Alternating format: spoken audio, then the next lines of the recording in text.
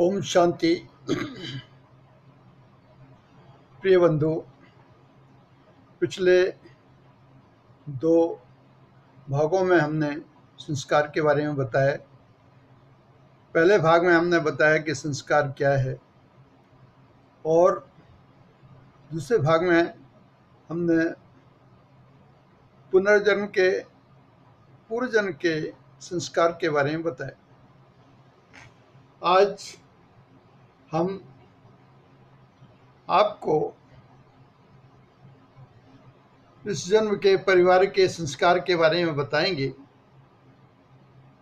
पहले तो अपन ये समझ लें कि आत्मा और चेतना, जैसे पिछले एपिसोड में बताया कि आत्मा और चेतना का संबंध एक दूसरे के पूरक है। आत्मा अजर अमर है, अविनाशी है। उसके साथ जो चेतना रहती है वो उसके साथ विचरण करती रहती है। ये सनातन से चला आ रहा है और अपन लोग कई योनियां ले चुके हैं और चेतना हमेशा साथ रही है और आत्मा हमेशा यहाँ आती रही है कर्म भोग को भोगने के लिए।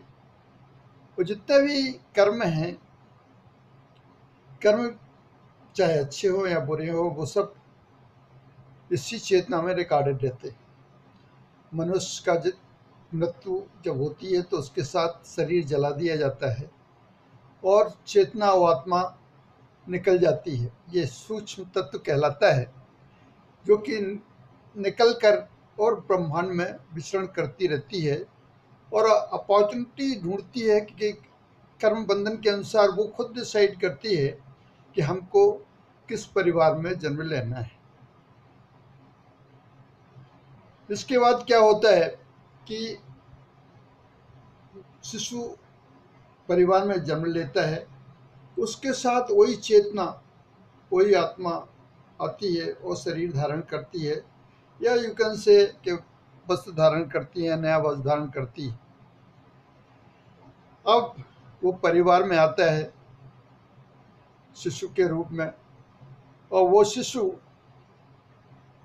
उसको पूर्व जन्म का पूरा आभास चेतना में रहता है और उसी चेतना की वजह से वो पूर्व जन्म का आभास करता रहता है।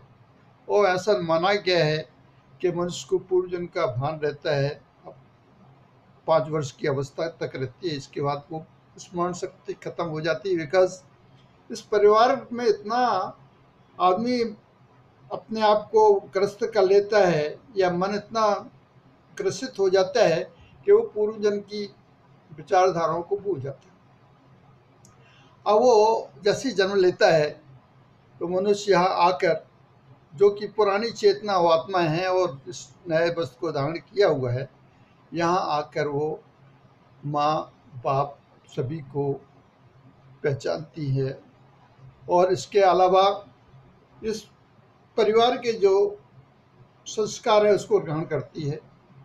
और संस्कार जो होते हैं माँ के होते हैं, बाप के होते हैं, दादा दादी के होते हैं, भाई के होते हैं, ये सब संस्कार रहते हैं। वो आपने देखा होगा कि अगर आजकल जो कॉन्सेप्ट ये है कि हम दो, हमारे दो की जो भावनाएं हैं, तो सीमित परिवार हो जाने की वजह से आप इसका विश्लेषण अच्छी तरह से कर सकते हैं। पहले 6-6 बच्चे रहते थे तो उस वक्त आदमी को, पेरेंट्स को आवाज़ नहीं हो पाता था कि कौन सा बच्चा क्या है, कैसा है। लेकिन आज तो आपके पास 2 बच्चे होने की वजह से एटलीस्ट आप ये ध्यान रख सकते हैं कि किस बच्चे के संस्कार कैसे, किसके कैसे हैं, कौन कैसा है, उसका प्रॉपर्ली ध्यान रख सकते हैं। अब आपने देखा होगा, 2 बच्चे अगर आपके पास हैं, 2 बच्चे हैं, 2 आत्माएं हैं, दोनों के संस्कार अलग अलग होंगे।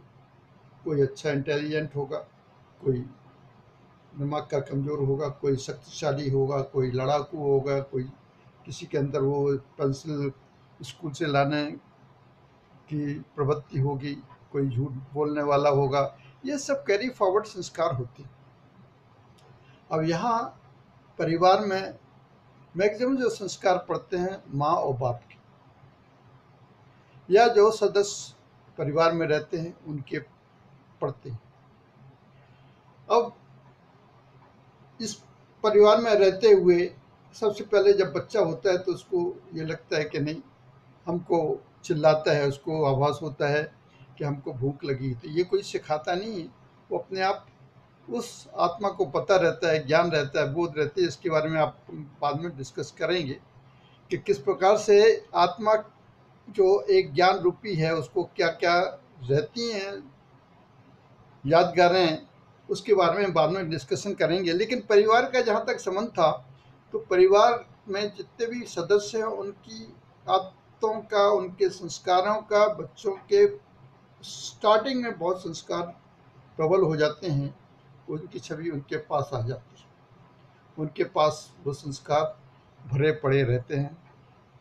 इसलिए हमको बच्चों की अपब्रिंगिंग के लिए बहुत ध्यान रखना चाहिए, ताकि उनका डेवलपमेंट अच्छी तरह से हो सके और संस्कार अच्छे हो सके। दूसरा ये है कि ये जो परिवार के संस्कार हैं, अगर माँ बाप अच्छे विचारधाराओं के होंगे तो बच्चे भी अच्छे होंगे, और बुरे विचारधाराओं के होंगे तो बुरे होंगे, तो इसका असर बहुत पड़ता है। ये दूसरा तीसरा संस्कार हमने बताया आपको। तीसरा संस्कार का विश्लेषण किया, आपको बताया कि किस प्रकार से परिवार के संस्कार बच्चों में पड़ते हैं। बस आपसे यही प्रार्थना करूँगा। आशा है आपको पसंद आया होगा ज्ञान, और हम चाहेंगे आप इसको अवश्य सुनें ताकि आपका ज्ञान वर्धन हो सके।